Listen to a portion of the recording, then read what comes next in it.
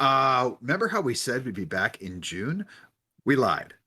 It's October, but here we are. We're glad to see you. A bunch of crap has happened in the last couple months, but it's time to get back to a game we love. I am your DM, Bjorn Anders. This is everyone. Let's all reintroduce ourselves, starting, of course, with the man you know and love, Jordan. Hi, Jordan Whidbey. It's been a while. I'm playing as Kira. We didn't plan this. Nope. I'm Jordan. I'm playing Kira. I'm here, and I will pass it on to Nate. Yeah, I'm over here, but I am Nate. I'm playing Mannix. I love that we can't see each other's screens, so he's pointing there, but I'm over here. So over here, we're going to go to Phoenix. Yeah, you're also pointing the wrong way, buddy. No, you're going to want to point directly up for Phoenix, Nate. This is the Brady Bunch. There's some that point both ways, though. One day when the lady met this fellow. I showed the picture of what the frames look like. You should know where you are in relation to other people. No. You think I would, but I am not. I am here, and it's fine. It's fine. I'm Phoenix. I am playing. I will be attempting to remember how to play one Pohaku Kahu. Yeah. We'll see how that goes for me today. Which way should I point, and who am I introducing? If you can point to your right, that'll be Tanya. And this is Tanya. Hi. Yes, I am Tanya playing Garnet, your friendly little gnome rogue. And how about Jamie? Hi, I'm Jamie. I'm playing Siobhan. And a general announcement, if you feel like our accents are different now than they were before, no, they're not. Complete consistency. I've certainly not forgotten how to be Irish. We had accents? All right, cool. I think I remember the order. I will pass it to Casey. Yes!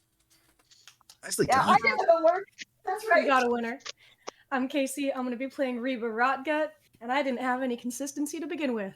Back to you, DM. Yeah. So, when we said what chaos awaits, apparently this is what we meant. This is delightful. Our personal lives. It only gets worse from here, buddy. I know. Oh, I'm looking forward to it. So, when last we left announcements. off, Announcements. God goodness. So a big important one. Yes, please go ahead. So over the time of One Shot Summer, some upgrades have happened, as you can see visually. We also have stat blocks now that show up on the screen, which is kind of cool. As well as we are setting up for a way for you to support us monetarily. I have a Ko-Fi or a Ko-Fi set up. No one knows how to pronounce it right, so I've said both. If you go to ko-fi.com/dicejailers, you can sign up and you can just donate any random amount to us if you like us and what we do and want to give us money for things like better equipment or paying Phoenix back for all the equipment or paying Bjorn back who's paid Phoenix back. I don't remember what the loop was. Also for us to... I paid the down payment to our artist who's doing our renders that will be joining our chat soon because she's just got moved, and when she's fully set up, she'll be joining our chat to get details from all you lovely players of what your characters should look like, and she's going to do official campaign art for us. Yeah, so like paying artists for art and paying someone else to do graphic design and stuff on this, so I don't have to anymore. As well, and so if you can just donate a random amount of money to us, or you can sign up to give us $5 a month, and you will also immediately get an invite to be part of our Discord channel, which we have an open channel for an AMA with all of us in the cast. Drop a question in there and one of us will answer. I hope it's Nate. We also have a channel for wild speculation where you can put all of your ideas and thoughts about what might happen in the future, and then you can look back later and see if it happened. We also, as a cast, are gonna try to post our wild speculations as well in that channel, so you can be there with us. Oh, we also have a memes channel in there, which gets unhinged. It does. And what's It was that? never hinged. What's that site again, Jordan? It is ko-fi.com/dice jailers. Not gonna do the Brian Foster thing. I'm doing it for you, baby. I've done it enough. I know. Can't beat him, join him. But yeah, I believe that's it for our announcements currently. That's the big one. Yes. And so seriously, if you want to subscribe and stuff on there, we would like and love you forever. And who knows, we may add some stuff where perchance we'll add a tier where if you want to, I don't know, tell me a monster to throw at these people, I'll do it. Ooh, And It could be fun to add a subscription tier for or like a specific set donation to like name an NPC or something. Yep. Those can be added. oh, Jamie's got her hand up. If I have, what if people want like hair care tips from Bjorn? That'd be a special. I can make a donation channel level. for that. Wait. What do you mean if? Yeah, this Yeah, doesn't do it itself. There's Question effort mark, that goes right? into this, people. so I have like 4 Twitter followers. How many exposures does it take for me to get into that tier? I don't. I'm moving All of them past in this that. room? Okay. I am just moving past that. Moving on. So moving on, I think we're all deserving of a bit of a recap. Please. So the first thing to know is you all have been traveling together for approximately 2.5 weeks, going by the in-game calendar. Yes, I have looked it up, found the exact day on the calendar when you all first met, and the date on the calendar. The story is picking up. After some time at a fair in the north of the Vagabond Assemblage, where you came together, played some fair games, fought a zombie chimera, took down a criminal on the run who ended up having a sword possessed by a blood witch that for a time had corrupted Kira and was either trying to fully take command of him or possibly drain his life force itself into the sword. That bond was broken. You also ended up at the Shimmerstone Mine, where an arcane reservoir had been found, and some members of a group from the Thanamirian Empire known as the Census, which are largely known to be mage hunters and uphold the laws of magic within the Empire, seemed to be on hand, which was highly sus. Some of these individuals which you encountered seem to be part of a rogue faction from the census, referring to themselves as the Upright. You dealt with 4 members of one squad at the mine, but Kira was able to inform you these squads always operate in groups of 5. You wondered where the 5th was. The 5th, I would say you encountered, but more encountered you all. In the woods, a little scrap happened, and they sicked some chain devils on you. That person still at large. You be enemied? Is that the opposite of befriended? A group of adventurers known as the Low Elves, when they very much tried to deceive you, going back to the Chimera incident, and their leader, Sindel Trueshot, you have informed her that it's hands on sight should you encounter her again.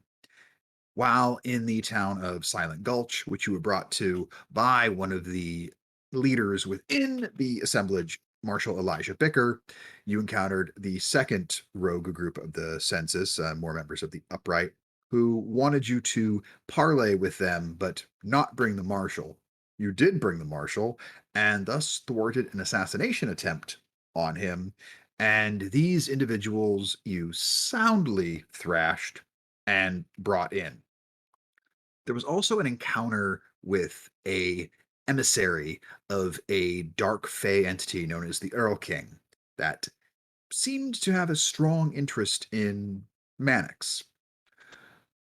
Kira received news of a promotion within the early ranks of the census, meaning he has full jurisdiction of what to do with these 5 captives if they're to be turned back over to the Empire for sentencing or just be executed outright for attempting to cause a violation of an international treaty. So that's a possibility.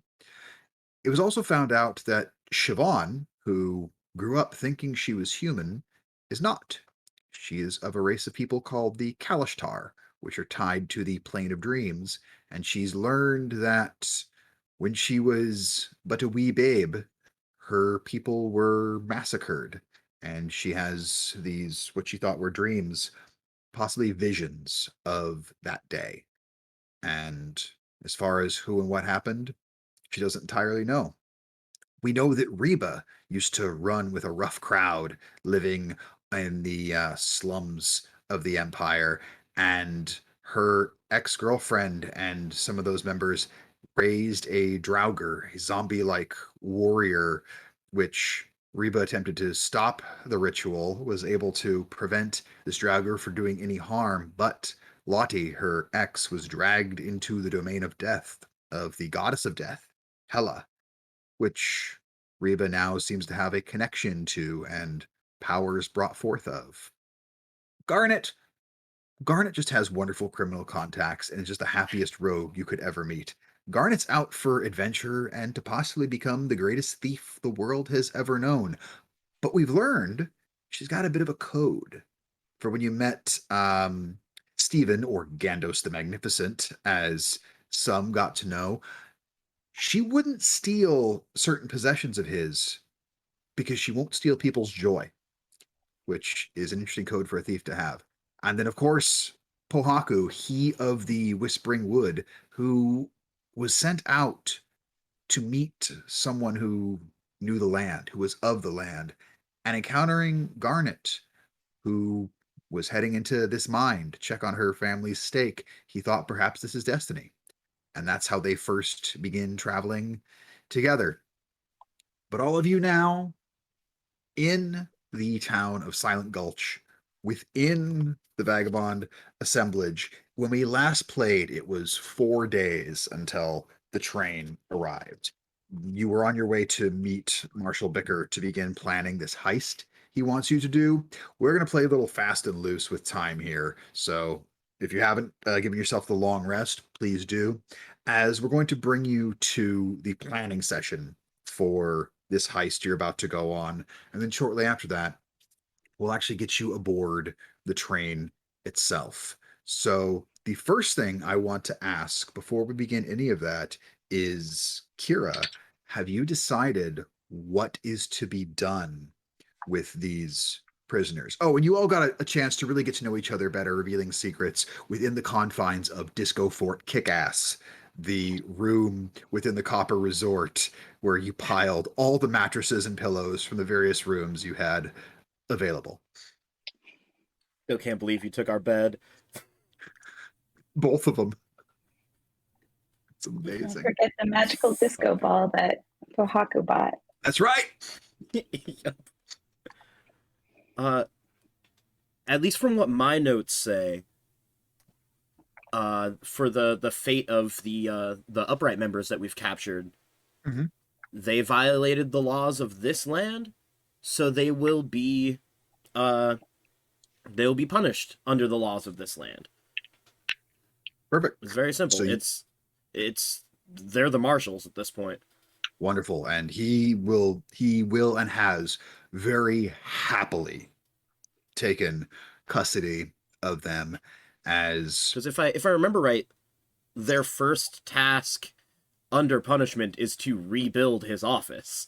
yeah, like they've been put to work, because one of the few things that wasn't destroyed in the explosion was the wrought iron cells that he had within his office.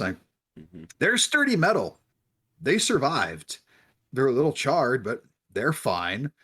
So yeah, he and some of his cohorts have been putting them to work. So we'll see what eventually ends up becoming of them.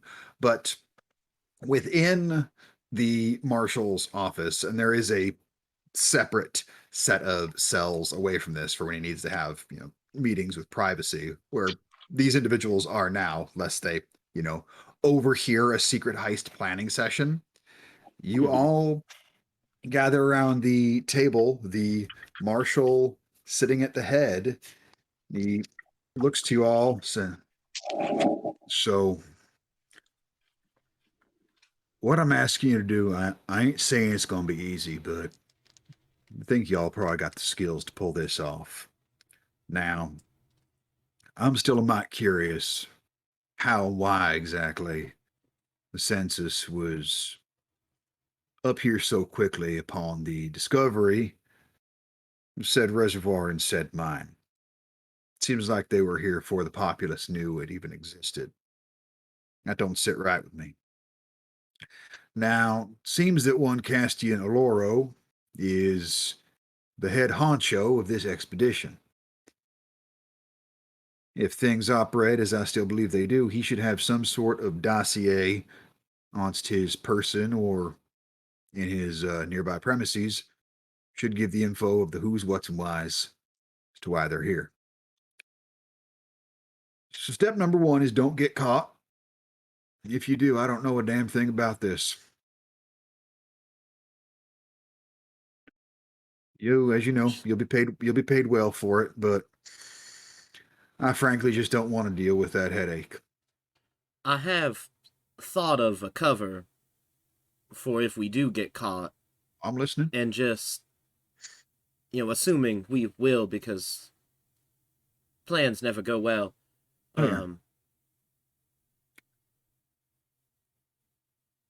We could put it up to my ambition of wanting to reach his level in the census and wanting to know how the inner workings of everything of the higher ups go. It is me sticking my neck out quite a bit if we get caught, but I should be fine. That there's not a terrible idea. The other suggestion I was going to go with is if you're looking for someone here within the assemblage to throw under the proverbial bus, as it were. Oh, One Eye, Cecil Holloway, he's perfectly willing to be said individual to catch said blame. Well known, he has no love for the Empire and has skirted, bent, and broken plenty of rules of his time. Hiring an adventuring group to go do some snooping and stealing, well, that's quite near his MO, as it were. And frankly, let's use that then. Yeah, he's got a hell of a lot more time to deal with all the bureaucracy and nonsense of if anybody gets right pissed off about it. Now, I'm not saying I want to leave you all twisting in the wind without anybody to point a finger at. Just saying, Cecil's your man.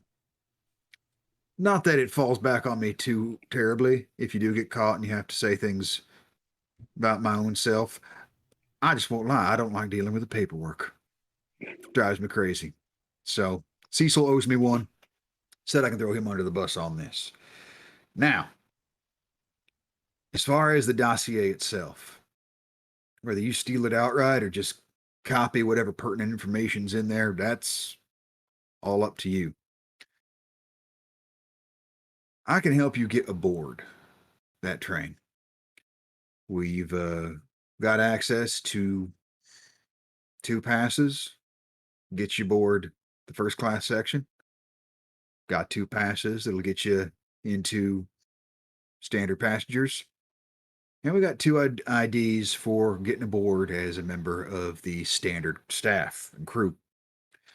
Those can be well ditched once you're aboard, so you don't have to try and blend in too much trying to figure out what your job might be. Be real honest, within standard passengers, they don't do a whole lot of double and triple check-in of tickets and whatnot. First class, different story. So finding that dossier is the utmost importance of this whole endeavor. Once you're aboard, you'll have time to get used to the train itself, lay of the land. It's got 17 cars total on this one. Ones you care about most going to be near the back end of things. I'll let you know those of you up in first class, you're going to be the closest to the locomotive, but you're going to be the furthest from the payload. Those of you up there may get a chance to rub shoulders with interesting folks from throughout the continent, though. Beyond the first class car, you'll find some room for gambling, and you'll find a fine dining car. Kitchen beyond that ties first class dining with standard dining. There is a trio of passenger cars for regular folk and a single sleeper car after that. Now, we don't have access to you for getting into any of the bunks for the sleeper car, so hopefully you get a good night's rest beforehand. After the sleeper, it's where they keep most of their supplies for the journey itself. Blankets, pillows, if the occasional bed needs to be replaced, probably got a few of those in there. And then right after that, you were going to find the last section of cars. This is the most important and interesting part of this. If I one where I'm going to guess most of the census members or any other folks that are within the Thanamirian army are likely to be. After that is a car likely to be the private office of the heads of things. Likely where Castian's stuff, if not he himself, is going to be at. You'll find a containment or prison car after that, so if I decide to send these lowlives back, that's where they're going to end up. Cargo after that, and then lastly, caboose at the far end. However you decide to do this once you're in there, it's up to you. I do recommend moving along the exterior of the train if you're able to do so quietly without getting spied upon. Good way of going about things. Your tickets aren't going to get you all the way back to the capital city of the Empire. The path of this train is going to leave the gulch here, hopefully with all of you on it. I'm going to be aboard too. I'm riding it south down to the city of Virtue, where should have a good lengthy stop there. If y'all decide to get off and poke around Virtue a bit, that's fine, but hopefully you'll all be back aboard before it takes off. It's going to take you next to the Hunter Station, which you have accessibility to go to. And then beyond that, go to the Tracker Station. At the Tracker Station, that is your last stop. Ideally, you can make the switch at the Hunter Station, but I don't know if there's going to be a train coming in for you to do this. You need to get onto the roof of your train as it leaves the station and get aboard the roof of another train that's coming into the station. If everything runs on time, you'll be doing this under the cover of nightfall. Should nobody be none the wiser. Nobody will notice you coming into the Hunter Station. Your tickets should get you past there. And that'll bring you right on back to Virtue, where you to get back off that train and meet up with me. If you go beyond the Tracker Station, you're going to get caught. Those tickets don't get you any further on that. Before you reach the Minster Station, they will be looking for you. They don't take too kindly to stowaways. And you don't want to get lost somewhere within the Empire with no way home. Well, you'd have a way home. It's just going to be foot power. Any questions for this incredibly foolhardy endeavor, which I do appreciate y'all letting me send you upon? I just reiterate the order of what I heard there. Yes, please. So for the cars, what I heard was there's basically you got the engine up front, and then you got the first class. Yep. There's the dining cars, 3 passenger cars, sleeper cars, basically internal supply car, Yep. car of, and I didn't catch how many of Thanamarian Usually just soldiers, the one. essentially, just the Usually one. just the one. They Past pack that, them in pretty tight. okay. Past that, there's going to be an additional one, which is going to be like your commander's. Past that, and that's possibly where we're going to find Castian. Precisely. Past that is the prison car, likely where we're going to be taking or likely where the 4 that we've got, or the 5 that we've got right now. If I decide I want to get rid of them, I'm kind of enjoying the extra work they've been getting done. I would. And then there's a cargo car, and finally the caboose. Sending them back. Correct. Okay. What's that now, fella? I would suggest against sending them back, just because if they're a rogue group trying to splinter off from within the census, sending them home, they're going to have all their connections. They're going to be able to get out of it, and they need to own up for what they've done. I like where your head's at. I'm also kind of thinking they might serve as a bit of bait of sorts. Is once I've got them done doing some work here, I got plans of where I might want to transfer them to, and got a couple folks who are going to keep a real diligent watch, see who maybe comes looking for them, if anybody.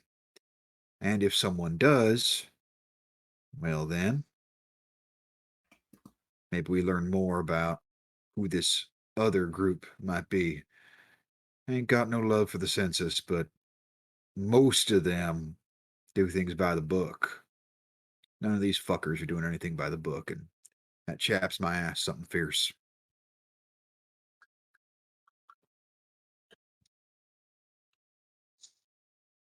So it's going to be up to y'all to decide who's going to take what access.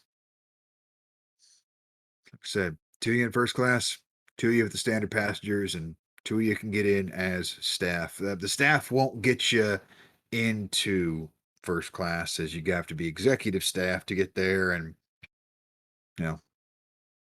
weren't able to get our hands on none of that, sad to say. I mean, I don't know about the rest of you, but my vote, at least for heading up the planning, should be Reba and Garnet.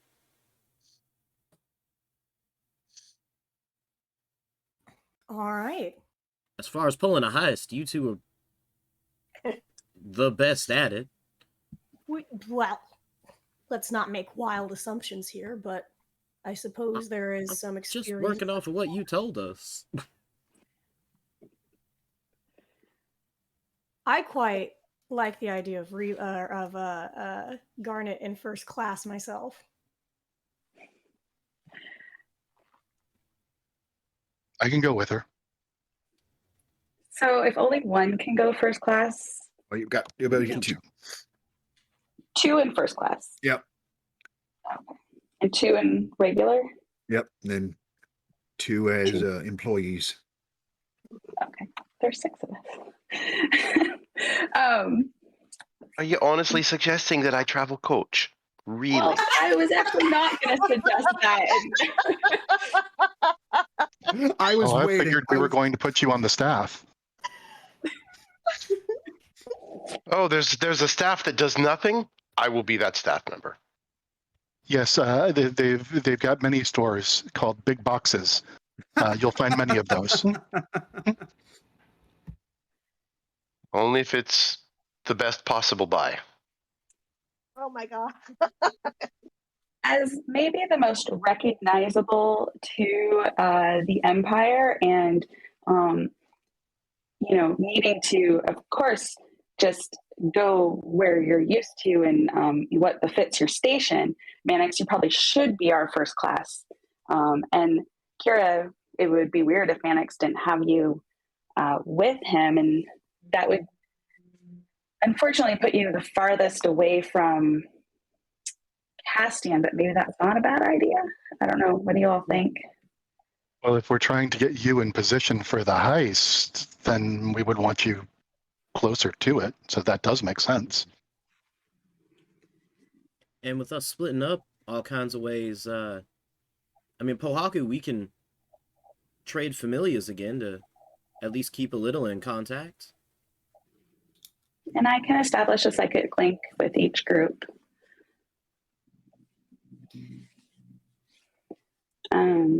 As far as staff versus regular, do you think that maybe Garnet I would be good at staff, because perhaps I could be convincing and very helpful as staff.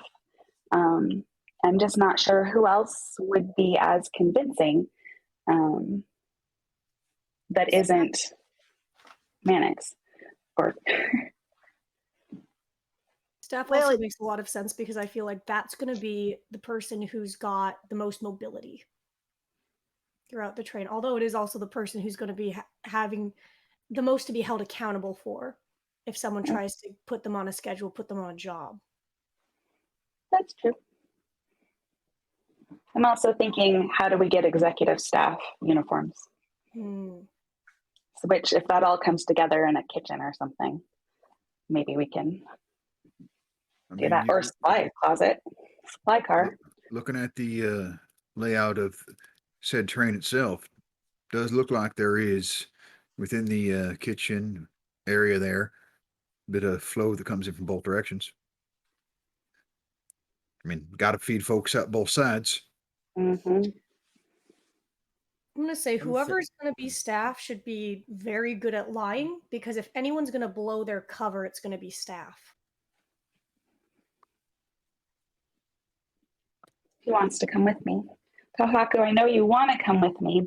I am the best at lying. Have you ever, I think a different experience for you, well, so you've been a regular on a train. Maybe you do need to go into first class. And Kira can hang out with me. I can be wherever you need me. I am. He looks down and is a little ashamed. I am not a very good liar, but buddy. I can be very helpful in assisting others to be better themselves. That is true. You are The very thing good I at just that. thought of, where best is Siobhan gonna be? Sean, yeah. Do you have a preference or? Well, I was having two different thoughts, honestly. One is I am also a very bad liar. I thought perhaps I could blend in as a staff because I'm big, and perhaps I look like someone who loaded things. Or are these coal trains? Were there somebody shoveling coal? They are run on Magitech. So, no. Yeah, as far like there would be like engineers aboard that make sure everything's running, but by and large, the conductor does a huge amount of all of that, and there are probably a couple people who work in the caboose, manning any braking mechanisms, double checking any fail safes, and then honestly making sure there's no trouble coming up from behind the train, as a train robbery isn't completely unheard of, or stowaways trying to get aboard. And as you say this, Bicker will say, well, I mean, I ain't gonna lie, if you're thinking about who's not exactly real good at telling fibs, being part of the staff may not be a bad way to go on things. One, it's a good way to sneak in without too many questions getting asked of you. And two, you can always ditch the uniform, blend in with the general populace, should you need to do so. But not a lot of folks going to be asking too many questions about why employees are there. And then also, folks, it's just a general ticket. I mean, you ain't really telling a lie if you say you are heading towards imperial settlements. I mean, you are. where the train's going. Well, I had another thought, and I don't know if it's too elaborate, but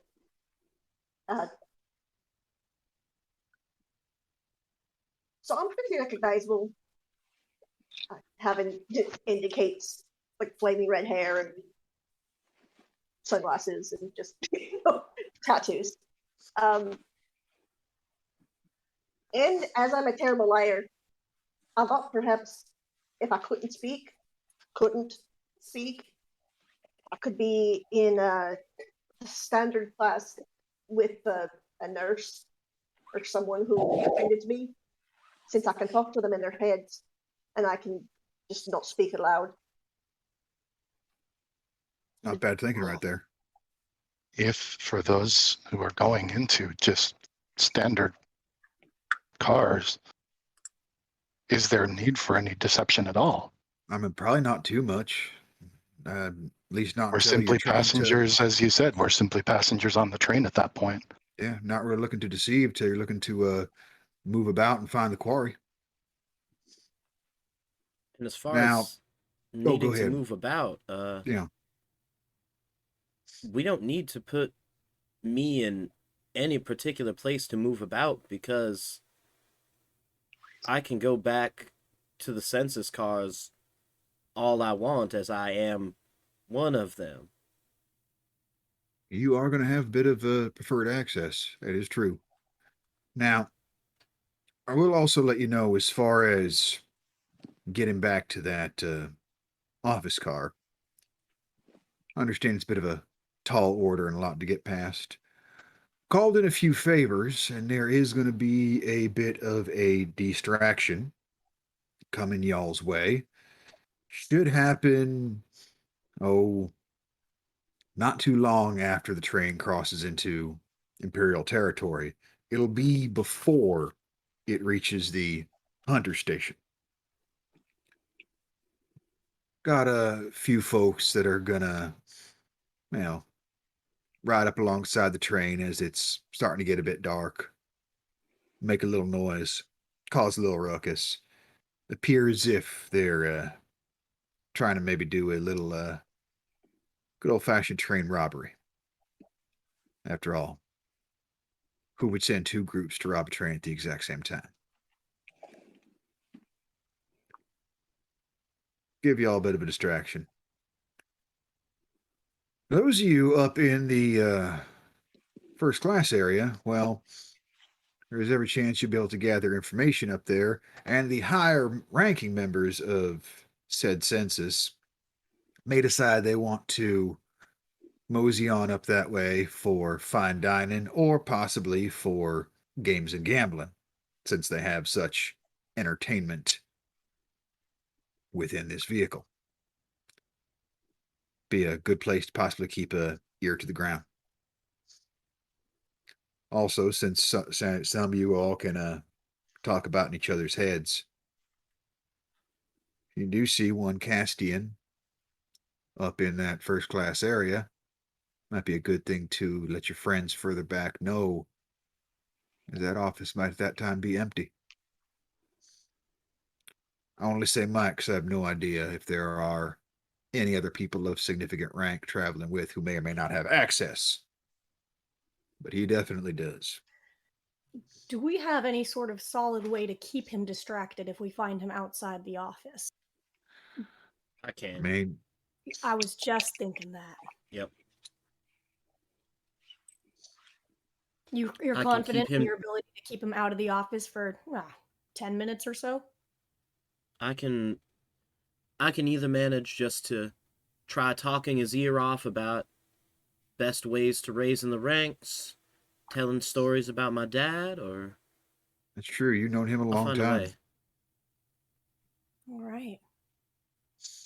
I- Well, in that case, maybe that's the first thing we should keep in mind is getting Castian out of the office if we need to, or if he's already out of the office, having him run into you so he stays out of the office. And you I can do dislike being overly advantageous on sentimentality, but stories about your old man may not be a bad way to keep him distracted. If I might, though, won't Cassian notice if you don't leave the train in the normal way?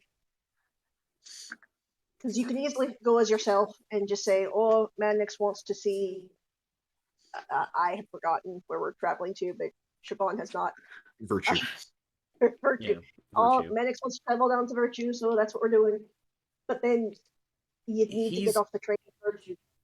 He's going to be heading all the way back to the capital. So it'd be very easy for him to miss us getting off the train at Virtue. That's true. And if not, we can always say that Mannix had a change of plans and we got off at a different stop. As nobles are known to change their minds often and quickly. So then for that reason, if you're just traveling as yourself, I think you two should be in first class. I mean, it's one of the more commonsensical things I've heard all day. Commonsensical, it's a thing. Don't worry about it. Can't hear you, Jordan. Oh no, I mouthed that on purpose. Oh, okay. I can't promise they're going to be easy to find, but within General Assembly, there is a contact of mine that I know is going to be aboard this train. A tabaxi individual. He goes by the name of Swift Quill. Pretty easy to spot. Jet black fur. One red eye. One white eye. Blinded in either. Don't ask. That's what I was told not to do. Strikes a quite interesting image. Dresses often in, well, I'm not going to say lavish clothes, as whatever he makes them out of, not the best material around, but I will say this. Knows how to look fancy on a dime. Quite impressive. I guess I should say on a copper, because dimes are not a thing here, but that's the coming out of my mouth, so whatever. Figure of speech. You understand it. Dime. Moving on. Those moments when you forget you're in a fantasy setting. That's the problem with the cowboy voice. You just forget sometimes. But I don't think there were dimes in the Wild West either, man. I mean, no, it had to have been. You weren't there. You don't know. All right, so now we'll need a historian. Exactly. Look up what the currency was in the Wild West. But that said, don't know how much use they are or are not going to be, but they're an ally if you find them and if they want to be found. Outside of that, don't know much else of information I have. What exactly is Castian's role on the train? On the train itself, he's just a passenger of extreme importance, Who as gets he his is own the office because he's that important?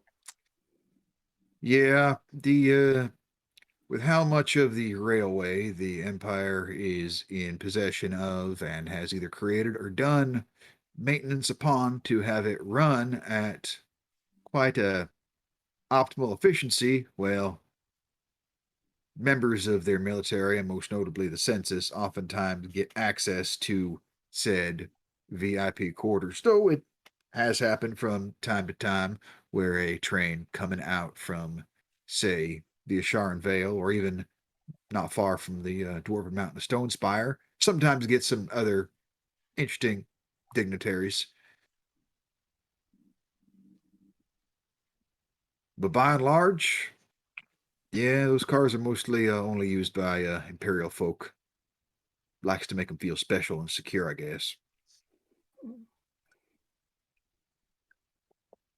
I don't know. Generally, if I have important information to keep, I don't take it out with me to, be on a train with lots of people. I'll ride where I need to go on my onesies or just keep it in my boot. Seems more sensible. That's what I think. Real easy to keep track of something important when you know my foot's standing on it at all times. You can just, if any of you look at Kira's face, you can just see his mind going a million miles a minute, just like, and taking note of that for when I become a higher up.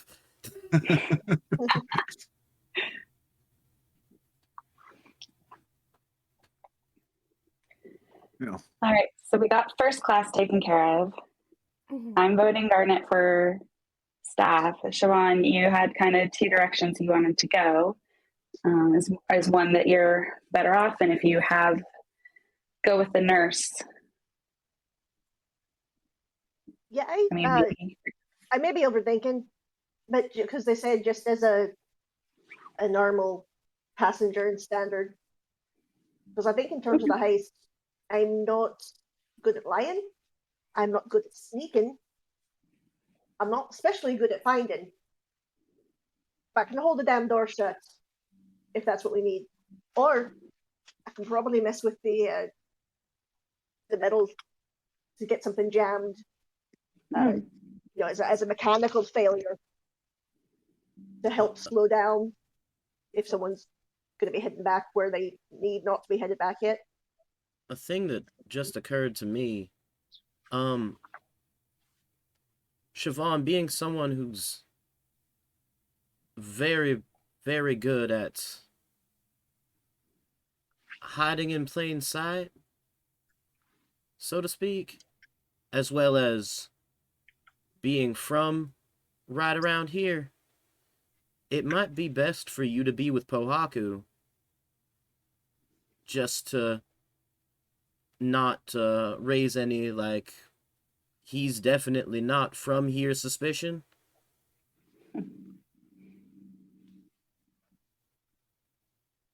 Yeah, and I'll grant you right now. Pohaku with his championship belts, and it's like, right, the only thing I know about anything heist related is what I've read in books and in stories, and I believe, they don't send the really distinctive looking people because they'll be memorable.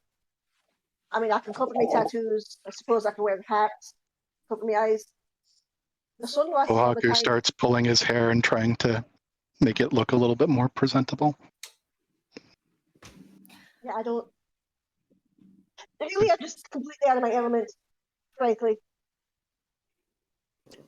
Actually, you bring up a good point about stuff that you can learn from those stories. That gives me an idea. We've all read the train heist stories, but you know what other type of stories out there regarding trains is the murder mystery train.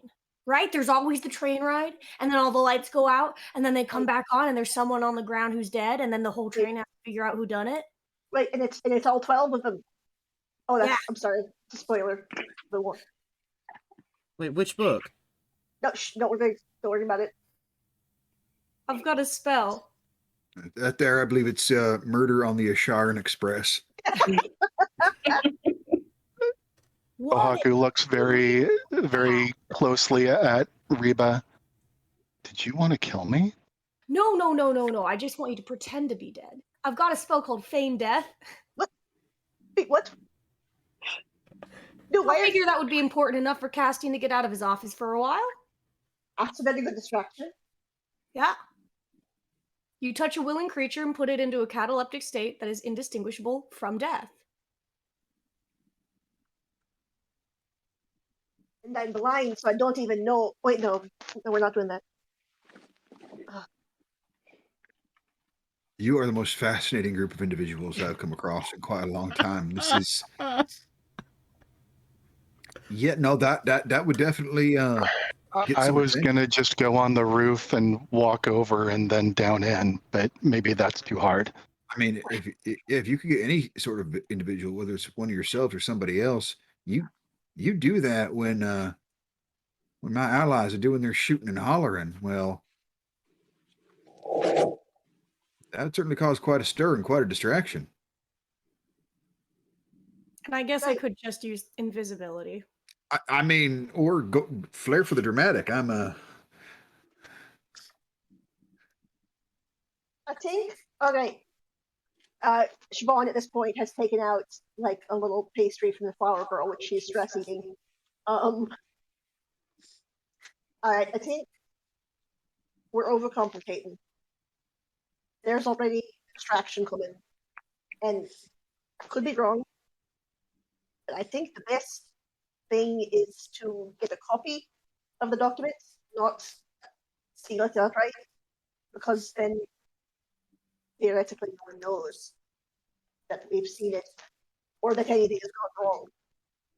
So while there's a distraction from the outlaws, that's when we, or whoever, not me, God knows, does the sneak in and the copying, and then the rest of us are there to make sure Castian doesn't go back to the car before the heist is finished. That seems Sounds like a good to good me. way of breaking things down. I'm going to be honest. I've definitely been a part of heists before, but my group really wasn't big on planning. We just sort of went. We were more of a charge on in sort of crew. So this is not my wheelhouse. Oaku nods knowingly. Yeah. What I do know experience can tell me is that we want to be careful when we enter that office just in case there's any sort of magical wards or alarm that's going to get set off, that sort of thing. I want to Yeah. know about the security of the office itself. Yeah, If we can get past that and we can distract Castian, that seems simple enough for me to understand. Well, Yeah, unfortunately, I do not have a whole lot of information of how well and by exactly what that office is guarded by, but unquestionably, there's going to be something. Be wary as you do it. and that's why Garnet does recon beforehand as the staff. No, Jason. Garnet does the smooth talking. She doesn't really do much of the recon. Reba, how perceptive are you at finding those things that you've seen before? Well, I've got spells. I've got detect magic, which could be helpful. That'd be real helpful right there. Yeah. In terms of perception, I've got damn good perception. I'm not much of a planner, but I can sure observe the shit out of things. I just don't know what to do with that information. It's a good way to be right there. Yeah, I can spot it, but I wouldn't know what to do if it's not, Yeah. by glade. But maybe I should do some recon on the office first. If I'm staff and I go to like bring Castian a cup of tea or something, can I just do a little quick detect magic? If I even see that area, I can put a little clairvoyance ball thing there.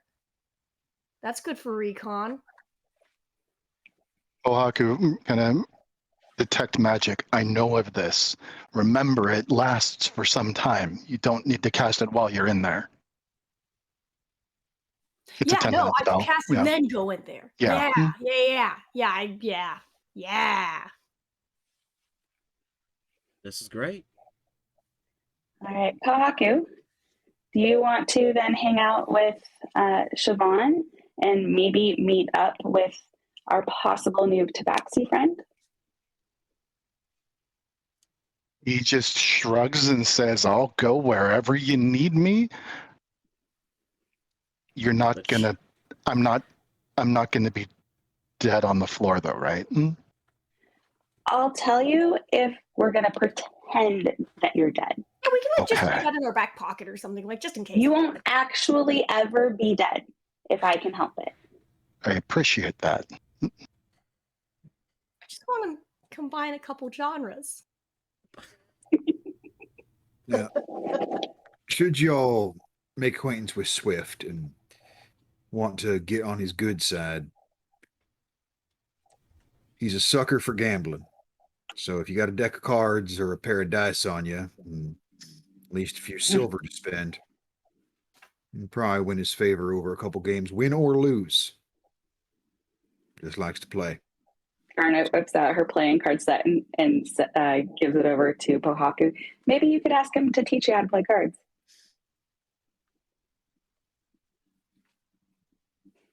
I would Mannix's advise. ears perked up when he heard about dice and gambling. Oh, Yeah, I would advise not having too much coin on you if you're going to have him teach you that. He's a friend of mine, but he'll rob you blind. Just, Ohaku pulls out his coin purse. Is this too much? oh goodness, yeah. But might not want to let the fella have all that on him if he's by his onesies. Pohaku, I'll hold on to all of that for you. You can keep I don't know how much you have. A few silver. Pohaku just happily hands over his entire coin purse over to Garnet.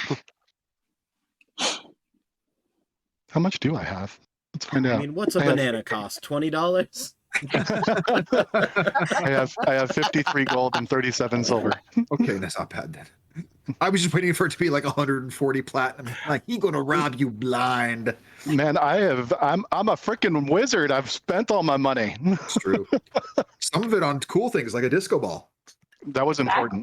That was agree. important. That was a necessary. I agree. You kidding me? It was great.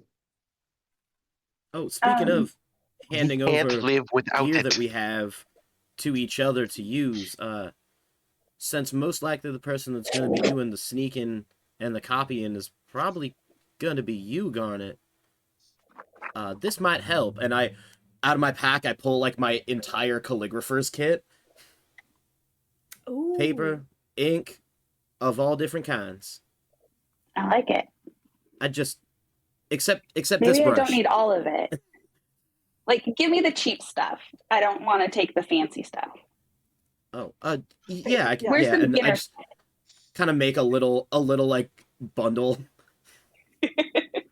like paper, some ink, a couple quills. Oh, you're gonna want to have a backup quill just in case the first one breaks. And no, and this color of ink is really nice, and I'm getting too complicated again, aren't I? Yeah. This should be good. Garnet, when we're not doing this, will you teach me how to do calligraphy? Absolutely. Nerd alert. I will also, in addition to handing you all of my money, I hand you a little notarized document. It was my thank you note from the Hall of Records, and it acts as a one-time guidance cantrip. So I will hand that over to you as well. Granite's going to leave you with 4 gold and all your silver, and she'll just take the 50 gold. So three gold and all of my silver. So, There you go. okay, so you're taking 50, and I'm leaving myself with 3. You do need to have something to gamble with. Lady raises a valid point.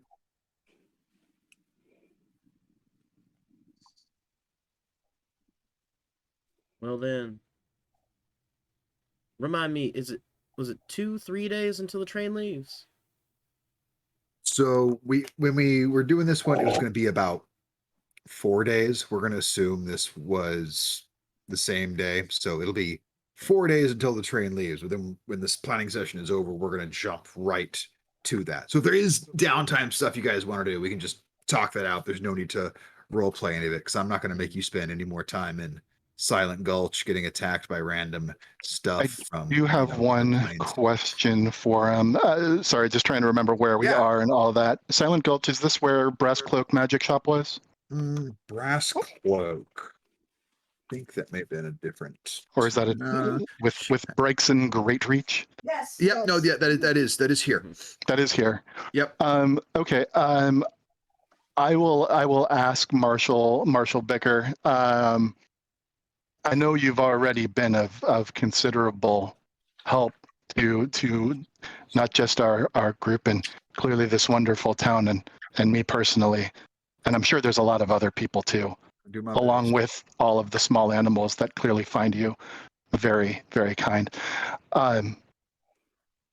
As part of our preparations, I was wondering if you might be able to help me acquire another magical piece of knowledge from Master Great Reach. What you looking to find out?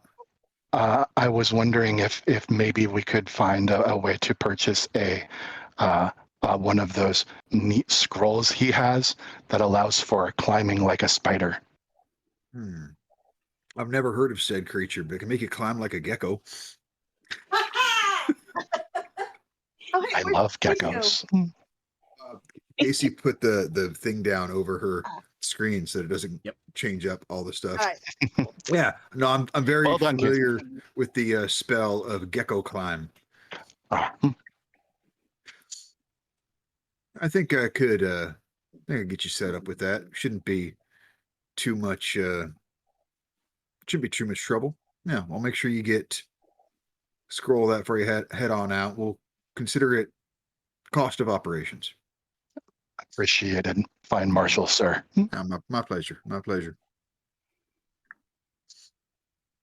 Well, if we've got a couple days, I can start teaching you a couple things now, Garnet.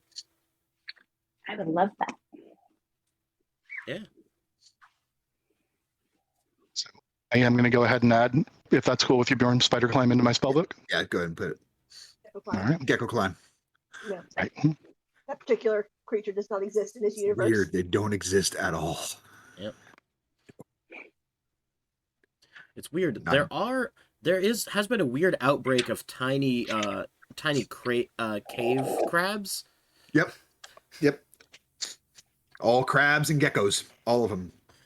Or these weird, like, psychic wolves. Like when I ran Lost Mine of Fandelver, people going like, yeah. what are these wolf type things? It's not the creature it's supposed to be. Like, oh, I wondered why they could run across the ceiling. I'm like, yeah. It's real fun, some of the stuff I came up with for Curse of Strahd. Yeah. terrifying ceiling wolves. That actually would be terrifying, to be fair. To be foul. To be fair, Ah. Yeah. To be to be fair. fair.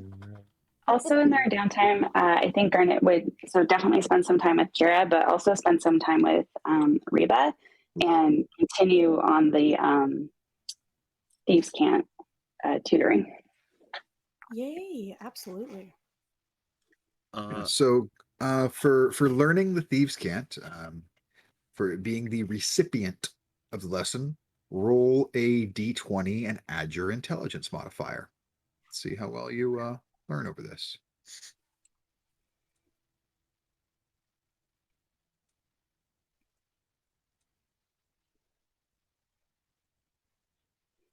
It's a nat 20 -1. It's natural 20. Go ahead and add Thieves' Cant to your languages learned. Yes. Oh man, first roll back. I love these. Love There we it. go. Yeah, I don't know that I would have been that generous if we hadn't had the long break there, but the first roll back was a nat damn 20. So give yourself Yeah. the learned language of Thieves' Cant, Hell yeah. because I'm sure that'll Love be that. game breaking. And because I'm feeling generous, there's another thing that Phoenix will get here in a little bit when we actually get to the train job itself. It's an item you're going to get to add to your inventory, just because I want to see what you do with it. Fair enough. Is it a cookie? No, it's better. It's a pie. Cookie? Strike two, but that's okay. It's not. Well, I'm about to say it's not edible. I'm going like, well, anything's edible if you try hard and believe in yourself. Every zoo is a petting zoo if you're brave enough. Yep. No, it is not.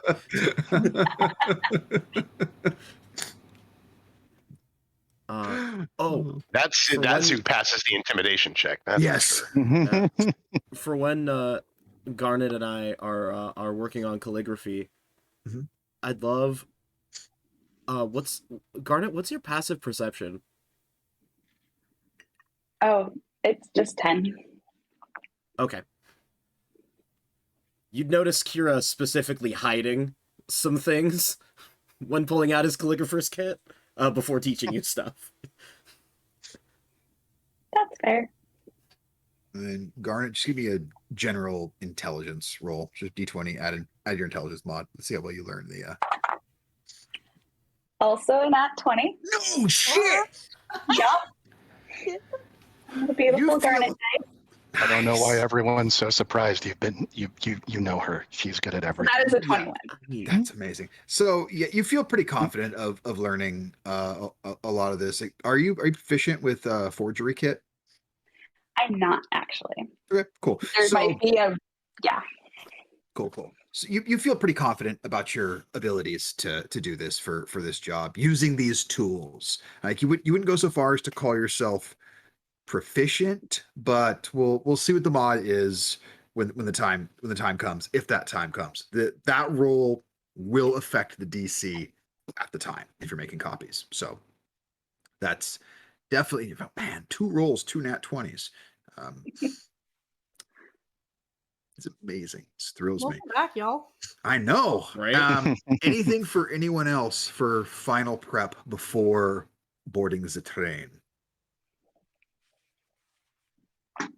Mentally preparing myself for my first roll not being remotely close to that good. So Yeah, I'm right there with you, buddy. incoming 3, here we go. They can't all be winners. It's fine. But a winner is me.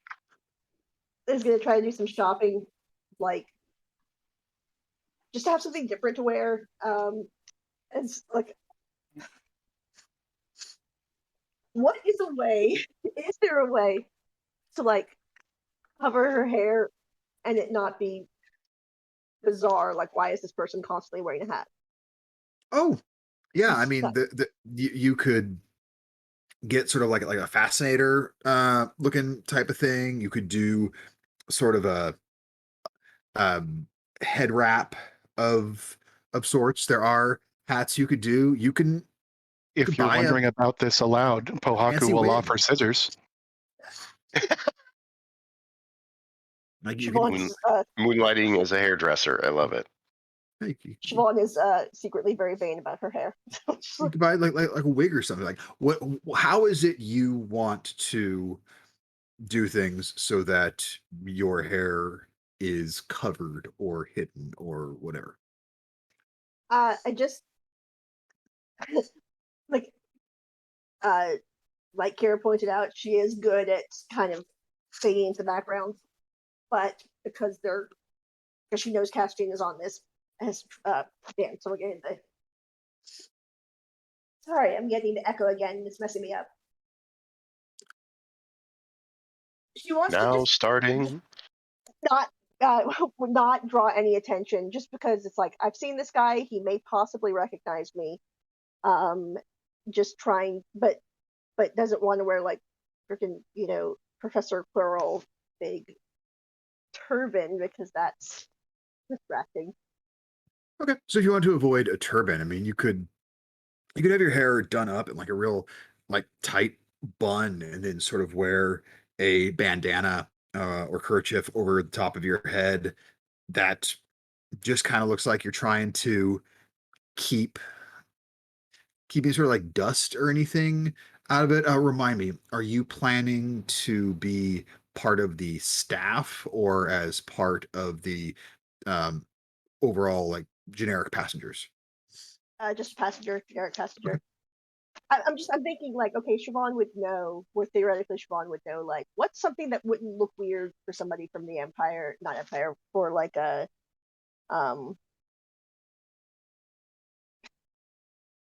what's something that just wouldn't be eye catching. Like, so if it's normal to see somebody with like a like you said, like a kerchief covering their head, be just something like that.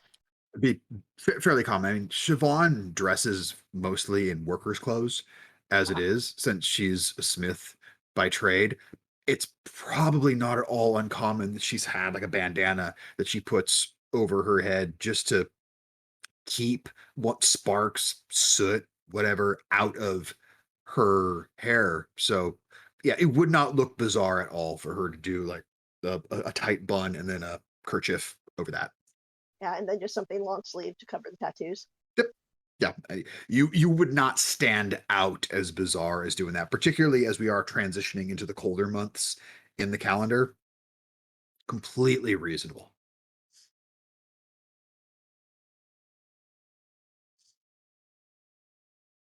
So a few days pass where you guys make these preparations. Oh, So Yeah, I've got one please. last Yes, piece please. here.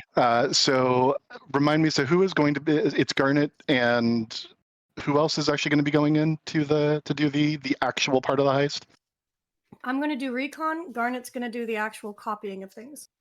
Okay, so if you're doing the recon, Pohaku is going to come find you at some point, and he's going to offer up two pieces of stuff to you. One of them is a potion. I don't remember where I got this, but I think if you're going to be helping all of us, I want you to have this, and hands you a potion of advantage. Ooh. Nice.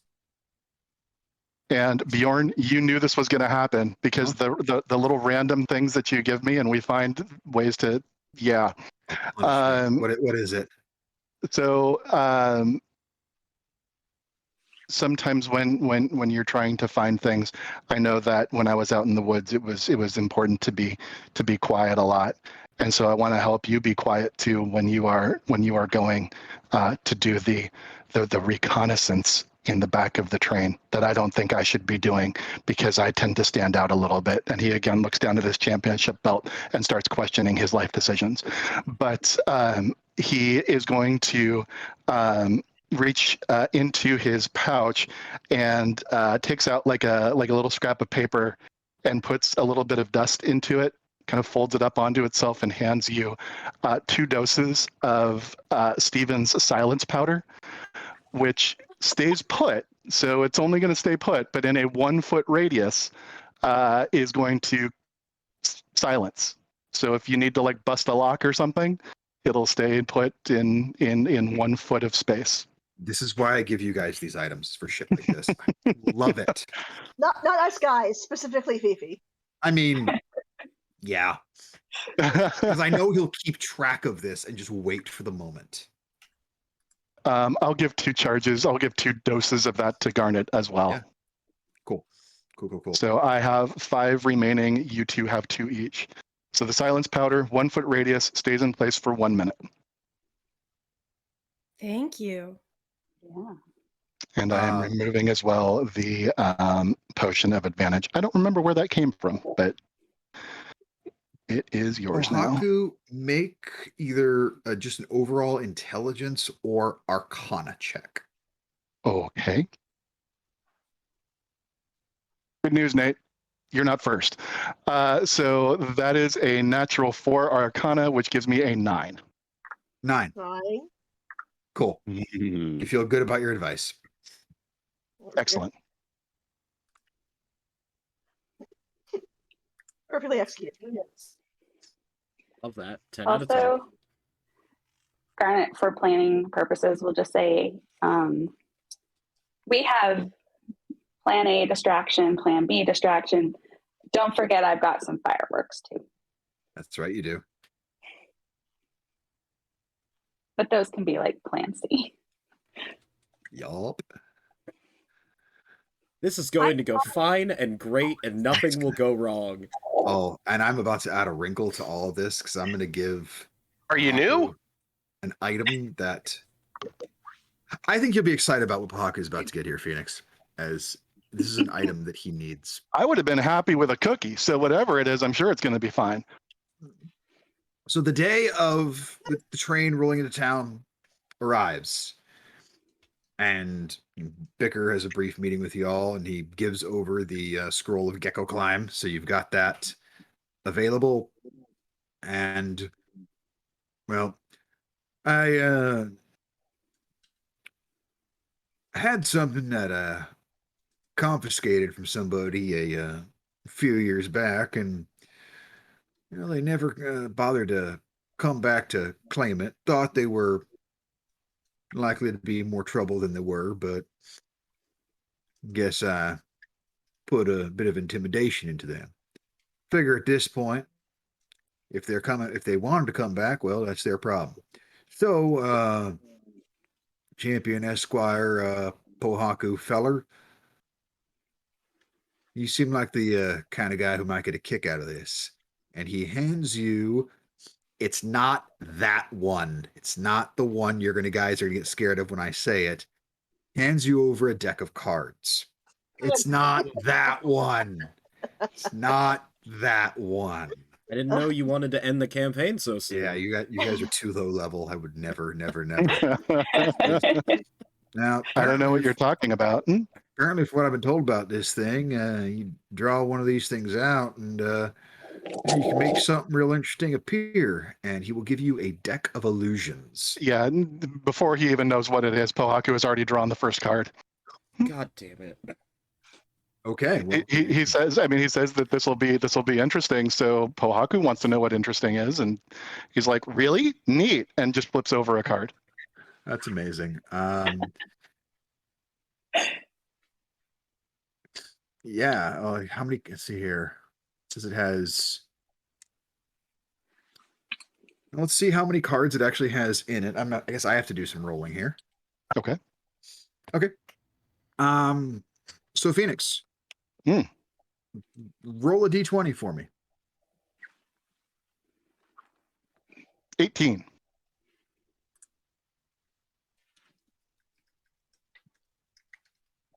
Is it 18? Mm-hmm. Alrighty, so you reach into this deck and you pull out a 10 of spades. And you toss it, like you hold it out before you. And let's see, do you have to actually toss it on the ground for it to work? So you draw a card and you see a 10 of spades on it.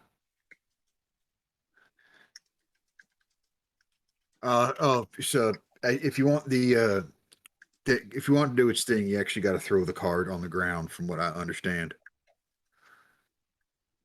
But that wouldn't it get dirty? Apparently it does a thing. Yes. The Earth made this Wizard is thing. worried about something getting dirty. I throw it at Kira's feet. And as this card hits the ground, all of a sudden, this towering humanoid form, dark blue skin, a long beard with icicles hanging from it, just stares down at Kira, this huge spear in its hand. The fuck! I hit the fuck out of it. Make an attack roll. Let's see. What do I attack with again? I haven't actually cast any spells yet, so I guess this is just me attacking with my dagger, with my fancy dagger. Okay. That is a 14 to hit. All right. So as you swing it with your dagger, it passes right through the form as you realize instantly this is an illusion. Passes through. I'm a little confused. I look over to the marshal. Ah. Yeah. So, that's there is what this here does. Yeah. Look to Kira. What? You didn't even flinch. It's amazing. How did you know? I thought it was about to eat your face. I just know I'm just really knowledgeable when it comes to magic. And it's not at all because I just froze up. Well, my passive wisdom is a 9, or my passive insight is a 9. So yeah, I'd have to roll not a 2 to beat that. I never Which? freeze. Not a 2. Okay. Wow, that was really brave. That was impressive, Kira. It is what I have trained for. So how many items are in this deck, Master DM? So actually, I realized it says a full deck has 34 cards. I'm gonna make it the full deck. So it now has 33 cards in 33. it. Okay. But just mark off that the 10 of spades has been used. The Frost Giant, that one's gone. Once a card is used, it can't be used again. Oh man, I pulled the Frost Giant. Of course I did. So, and actually, I may have been off on my counting slightly, but whatever. So that's the one that's been used. Yeah, I'm gonna leave that up to you to keep track of all the cards and stuff. I'll do my best for it because it's a funky item. But yeah, that's yours now, and I'm very curious to see how this gets use. I will just get a deck of cards and build it out as appropriate for it. Sure, Yeah, that's all right. probably the easiest way to do it. That's going to be the easiest way to keep track of it. But yeah. So yeah, you have that now in your possession.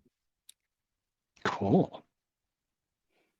Not long thereafter, the train pulls up to the station where you all had a scrap only a few days before, and you six all board the train. Two of you in first class, two of you with standard tickets, and two of you going in through the overall, like the general staff entry towards the rear part of the train. Those of you in first class instantly notice this long, very lavish car. The seating is this very vibrant red velvet, gold trim on everything. Like, it looks posh as all get out. Like, running your fingers over it, it's not like the softest feel of like all opulence that exists, but still seems pretty comfortable. Just beyond this car itself, you can see through a large open passageway where the gambling slash entertainment car is, and then a sign beyond that one that says dining. For the two of you within standard passengers, comfortable. Like the seats, your shoulders aren't crushed in on you. Like, even look at him. You feel like Siobhan could even probably sit down in one of these, and she'd probably be okay and not overly uncomfortable. The upside of there being 3 passenger cars total, it's not overly packed. There are seats, and you feel like it'll be, worthwhile passage enough. I mean, Bicker does board with those of you amongst the regular passengers. And those of you who go in with the staff, you actually go in through the car that has like most of the supplies and whatnot, the one just behind the sleeper car, but before the military stuff. For those of you in the first class, there are a handful of interesting individuals that catch your eye. You do see this very lavishly dressed elven woman, and you hear her before you see her, just vibrantly and just energetically laughing and just interacting with everyone. You can see there's a half circle of gentlemen hanging on her every word. She has a glass of something very brightly colored and bubbly in her hand. You also notice this very neatly dressed in a wonderfully well-fitting suit, half orc male who every now and then walks up to some of the staff working first class and is just says something to them and kind of gestures off, quickly clocking he's probably in charge of things here.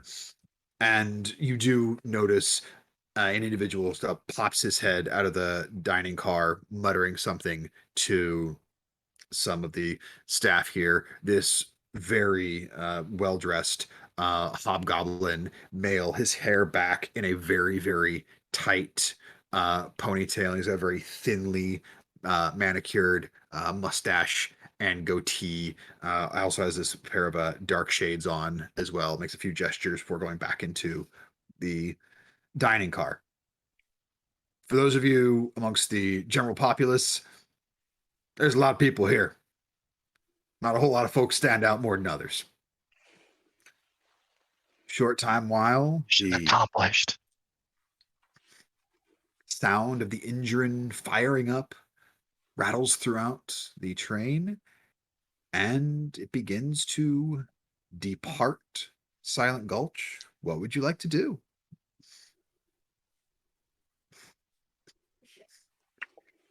Annex would like to inquire about the Elvish woman, not to the Elvish woman, but he's going to maybe talk to the half orc. Just strike up a conversation with him. Nothing. Just completely innocuous. As you walk over to say, yes, sir. Is there anything I could assist you with? Who's the Elvis lash who's got all the attention around her? She seems rather popular. Oh, you speak of Lady Dewlight. Well, Bryfina Dewlight, her most recent husband, has passed away, and now that she's out of mourning, well, apparently she's taking applications for new suitors, is the current rumor going about the cabin. She's quite the amazing conversationalist, and it does seem she has a bit of a collection going at the moment. I have no idea if there is any room on her dance card for the evening, but I'm sure with proper conversation and proper interest, you may spark the lady's fancy. I've spoken to her a couple of times myself. Quite a delightful individual she is.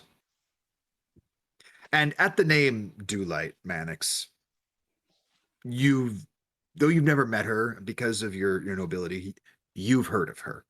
The Lady Dewlight is a high elf, and she's been around for a good handful of years, because even a couple centuries in, you can't really clock the age of an elf. She's well known for taking husbands of races that have a much shorter lifespan than elves. As she outlives them and collects the inheritance, she then moves on to her next husband du jour. Ah, yes, an electrum digger. Yeah, she's Gold still exists. Gold, how pedestrian. We are not ever using Electrum for currency because I wouldn't do that. I appreciate you saying that. But there's never been any speculation of any foul play with any of the deaths of her husbands. It's just well known. She wildly rejects like elven or like gnomish or even dwarvish suitors because she's convinced she's going to get bored of them at some point. So they need to have an expiration date is kind of her attitude on things. She goes, men are great until they're not, is a phrase she has oft been heard saying. So she's like Mrs. White, men should be soft, strong, and disposable. Correct. Okay, I have a new favorite character. But yes, you've heard of the Dewlight estate, and she did have quite the fortune herself before even her first marriage, but her wealth has only increased over the years. It's also known she doesn't keep every gold piece for herself, as her husbands did have families before meeting her, and she gives what she feels is fair compensation to them, though they don't always consider it as fair. But her attitude is, well, he married me and not you, so she's very practical, if you asked her.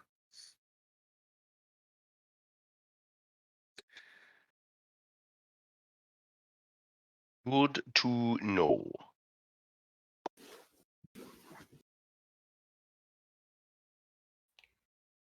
Do Garnet and I have our staff uniforms? Do we have like executive staff uniforms or just normal staff uniforms? Normal staff uniforms. Okay. Yeah, you blend in with the normal staff. They're fairly simple outfits, tunic and pants, just a very simple but not overly drab gray. The marshal did make sure to have a a tailor do a little bit of altering on them so they fit you at least decently. They're not like super flattering. It's not the absolute peak of fashion or anything, but it's also not like you're wearing just a shapeless sack to be thrown on anyone. They want their staff to have at least a professional appearance. Though you have seen some of the first class staff, and what they are wearing is clearly far nicer. Everyone has a coat with tails, mandatory for executive staff. Okay. Garnet, do we want to see if we can get one of those coats from the supply train car? I think that's a good idea. Seems like it couldn't hurt. We're gonna... And did we come in at the supply chain or the supply train? Yeah, you did. Train car?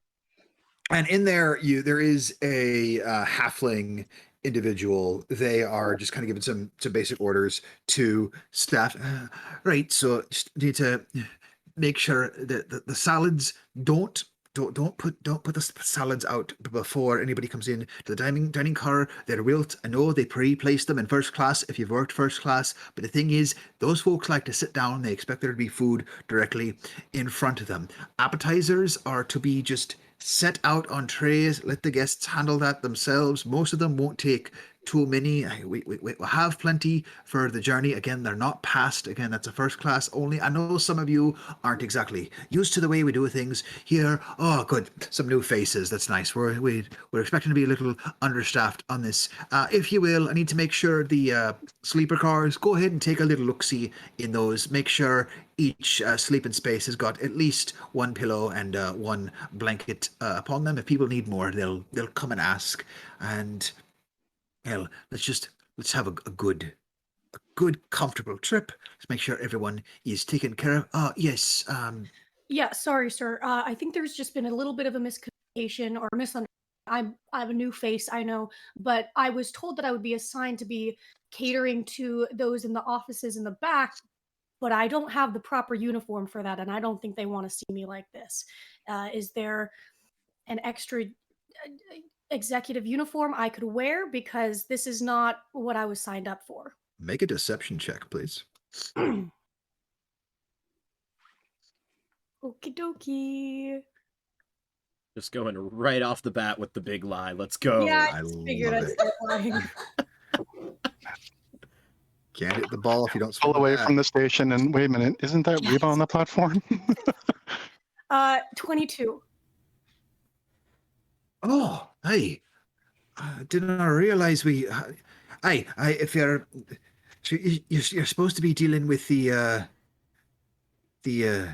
military folk there, you're assisting them. Well, hey, you're not going to need a full different uniform for that. Here, let me see. Well, I think I got one that would fit you there. All right, just they go and kind of dig through a closet here and open up a second one. Right, they pull down this this sort of black, almost like pea coat that has just a symbol on it for working that staff use. So I wear this at all times when you're back there. They'll recognize you to be as part of that staff.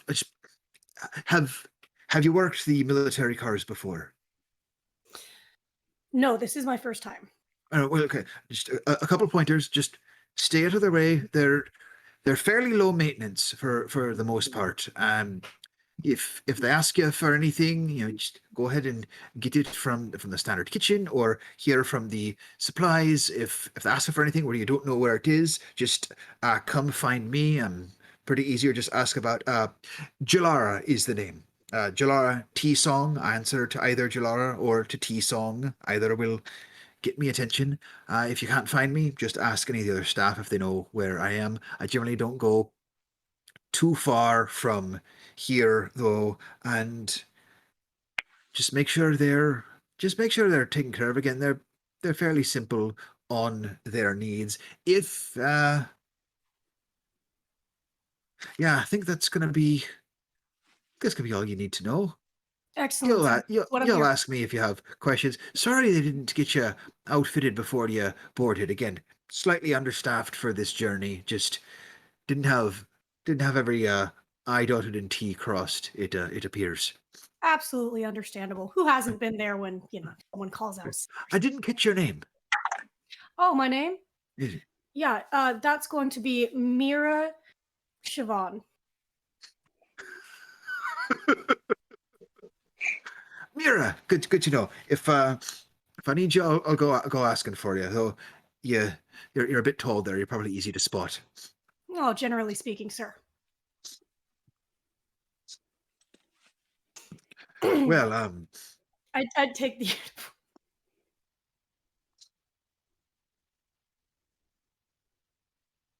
This is gonna go fine. I see no holes in this plan.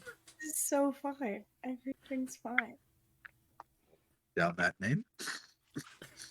I'm also gonna write down that name. This makes me so happy. My name is that name that I told you earlier. Oh, that name. I'm just awaiting the moment where someone is yelling Siobhan. Yep. So It was great. all my brain could think of. We've established this about Reba. No thoughts head empty.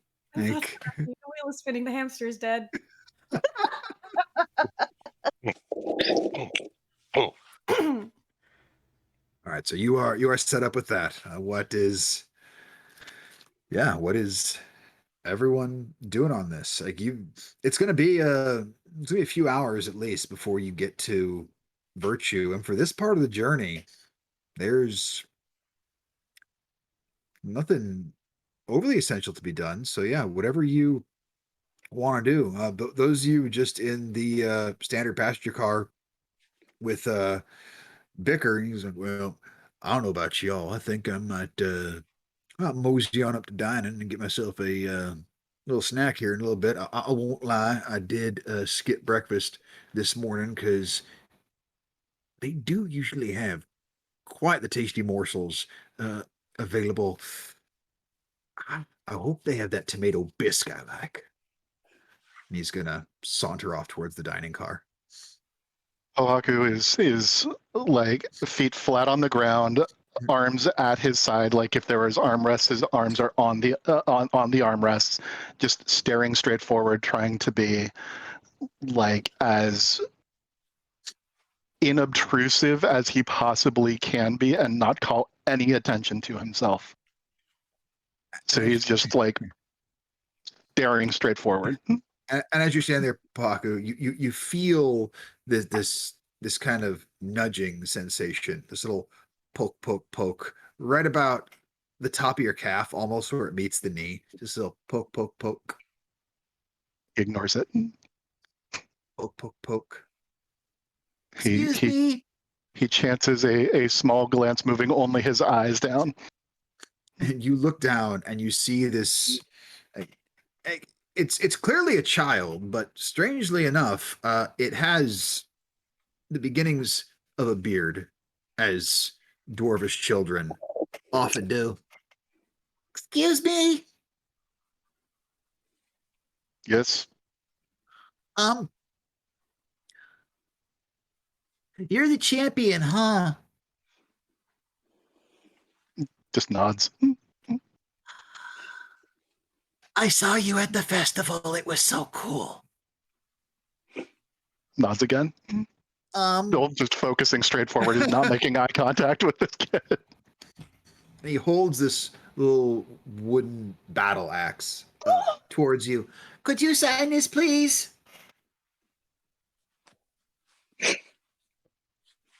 Takes the axe, still just looking straight forward, like grabs it without barely looking. Signs Champion Esquire, one Pohaku Kahu of Whispering Wood, 2, and he just looks down. What's your name? Oleg. My biggest fan, Oleg, with the muscular muscles. Yeah. XOXO. And hands it back and continues looking straight forward. And he goes running off. I met the champion!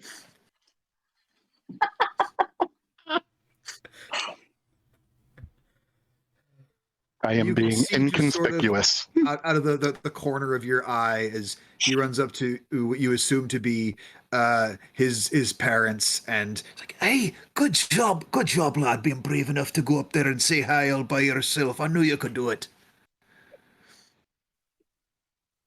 The accents don't come in until puberty, is why. I mean, he's already got the beard. Something had to come in at puberty. That's there. The beard's there from birth.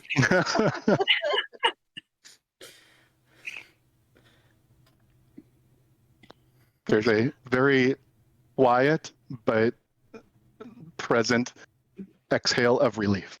I did good. They will not suspect a thing.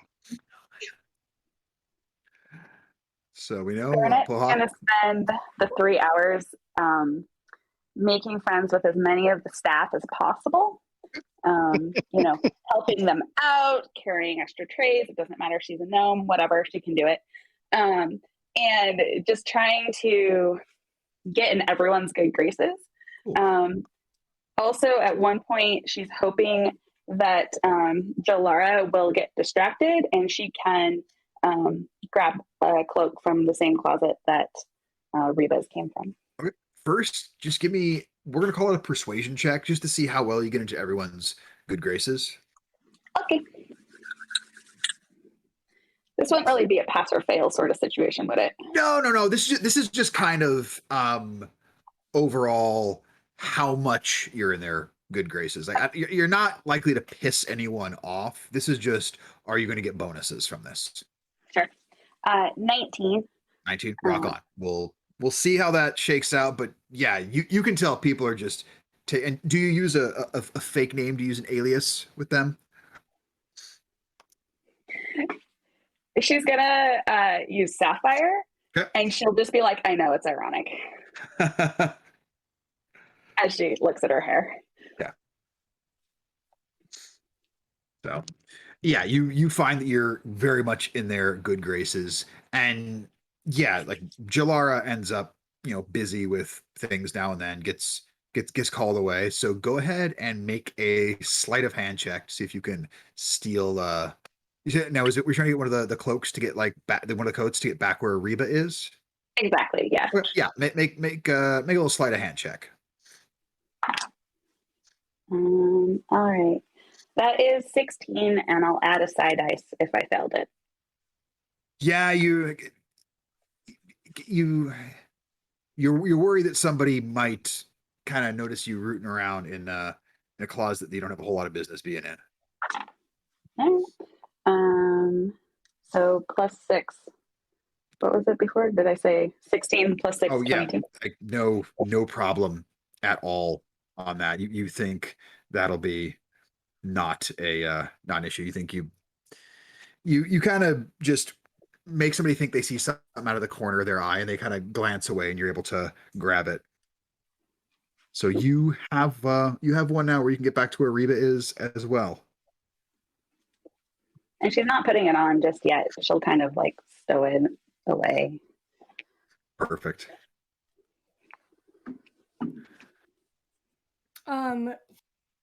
Reba is going to go to the kitchen and look for some sort of tea trolley type of thing.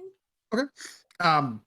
That's not even be an investigation check. Not hard to find at all. Like there are a couple different trolleys here that are used for carrying stuff throughout the passenger train, since not all food and drink is consumed within the dining car. Sometimes they'll wheel this bag in case people want coffee, tea, just water, basic snacks that they go on through. There's a handful of complimentary things that come along with the train ticket. So yes, you do find there are multiple. You feel like anytime you were to come here, if you really wanted one, they're probably not going to all be in use. All right, cool. She's going to try and find Garnet and connect with her. While that is happening, Siobhan, anything you're doing at this moment? Well, I've sat separately from Pahaku, I'm glad to say, and but I have the established the psychic link with him, so I'm sitting where within 50 feet of him, because that's that's the range of that, and you know, while watching what's going down. Otherwise, I've been on trains before. I'm just trying to pretend to be any normal passenger. I have the old crossword puzzle book, I guess. And yeah, like I'm just the normal carry on stuff, and I'm just trying to.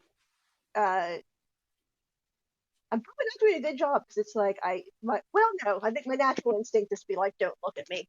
So I'm just kind of sitting in the corner, you know, head down. Sure. Also, still with the sunglasses on, so I can watch. And I probably, after the dwarven child went away, be like,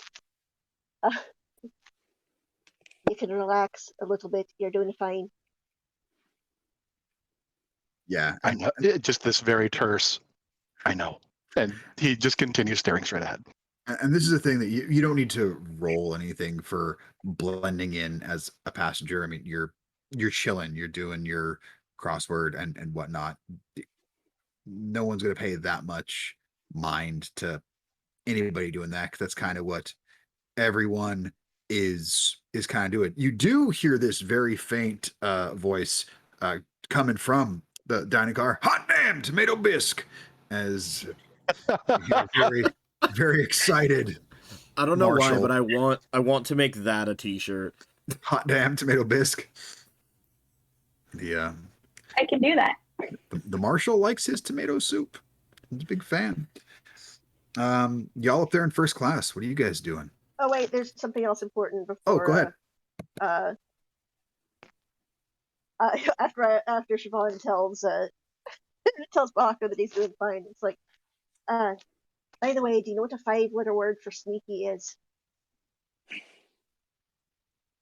What does it begin with? Do you have any letters or crosses? Well, Jamie hasn't thought of one yet, so it's like, I don't make up something to say, but Siobhan tells you what the first letter is. Amazing. You know, I'll just.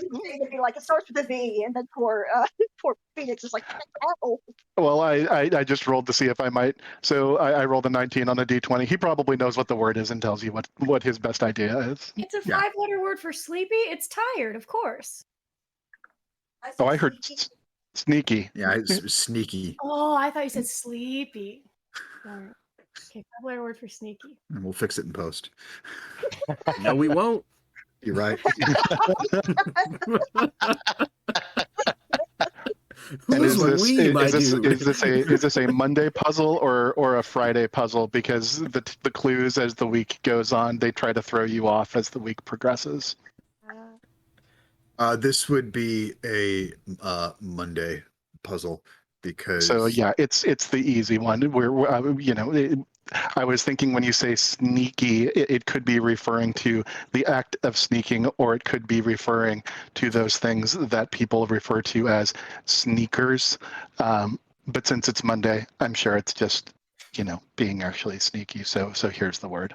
Yeah, because when I did the calendar for this and I looked, you guys are on the day of the week that is basically the equivalent of Monday. So if it's today's paper, which why not? There you go. And I just would like to, this is Phoenix actually telling his group of people here, I am on a 50-day streak on the New York Times crossword puzzles right now. Damn. Where I've been able to get them. Yeah. That's impressive. I usually am not that good at them, but I'm on a hot streak right now. Well, man, keep it up. That's great. Like I'm legitimately impressed because I look remarkably good for 70 years old. In more ways than one, my friend. So you two up there in first class, what are y'all up to? Chat. I'm chatting with the half orc gentleman about Madame Dewlight busting Kira's chops, as is my wont. And I'm there like mostly playing along with whatever Mannix is doing, but only half paying attention to him because I'm just scanning everyone to see if there's people that I notice, that I recognize, people that might recognize me, as well as keeping an eye out for Castian coming up. You haven't seen Castian. You don't notice anyone that you recognize. There is the occasional individual who does come up and say hello to Mannix, exchange some very basic pleasantries as they recognize him or know him of his family. You do pick up this half-orc individual you're talking to. His name is Brogal. He is the head of hospitality, so he only chats with you a bit, but he very politely excuses himself to make sure everything is at the utmost of customer service within the first class cars, going, glancing in at the gambling car, kind of checks in with the pit boss there a little bit, and you see him disappear into the dining car, you assume, to make sure everything is on the up and up. Yeah, because I'd be And doing my best to play the bodyguard role. Sure. As well as I would ask Brogal at some point, if I were to want to get a message to my fellow census members, and I just kind of point to the symbol Sure. In the back, what would be the best and also easiest way for your handling of things to do that? Oh, by all means, just let me know and I can have a letter delivered back there, or I do have a couple simple mages at my disposal that could magically send the words for a small cost. But as far as delivering it, take no issue at all. I'd be very, very happy to make sure that occurred, sir. All right, thank you. Just making sure if anything happens, if I need something, because with the precious cargo on hand, and I'll try and make sure to do my best to play up that, like, hey, so we've worked for nobles and we know how much they suck, Right. without letting the nobles know that we know. Yep. They don't know that we know that we know. Go ahead and just make let's call it a basic charisma check. That is a dirty 20. Nice. Yeah, he picks up what you're putting down. So he nods. Absolutely. We'll make sure to have the utmost discretion in delivering said information for you. Just let me know what needs to be said, or if you have it in a letter, I can have it very discreetly delivered whenever is convenient. Thank you. And the one of the only things that kind of stands out to both of you, Kira and Mannix, as you're here in this car, some names thrown about. You do hear a few people mentioning that they're looking forward to heading into the dining car at some point, as Zavrun the Butcher is aboard this train. And do we clock who that is? Make a history check, Mannix. Hey, I'm not awful at those. 13. 13. Yeah, like the check's low enough. This is Zavrun the Butcher is the Thanamirian equivalent of Salt Bay. You realize quickly that the hobgoblin that poked his head out with the very tightly pulled back ponytail and the shades and the well cut facial hair, you're like, oh, that was him. So very expensive food with a bit of tableside what have you from this well-known butcher, like does the whole salt thing with his arm. Sometimes it gets caught in all of his arm hair there and he has to brush it off, not into the food, but that's how he does things. Mannix, you've never totally understood why people pay as much as they do for this. You feel like you don't need somebody to drop seasoning on their arm before they put it on your food, but he's all the rage in the Empire. Love it. Great. And so as the train heads off, you spend your few hours as it gets closer to the City of Virtue, where there'll be a little time to wait before it's onto its next location. Virtue is where Bicker will disembark, and you all travel on without him. And we'll pick up there as you guys are on board the train and we're about to get into this heist. Ooh, it's heist time, baby! It is. So we will pick up there next time. I can't wait to see what happens and what goes completely wrong, because that's how heists work, and to see how you guys make me regret every magic item I've given you. But that's a problem for later on me. We will deal with it then, and we'll see what chaos awaits, my friends.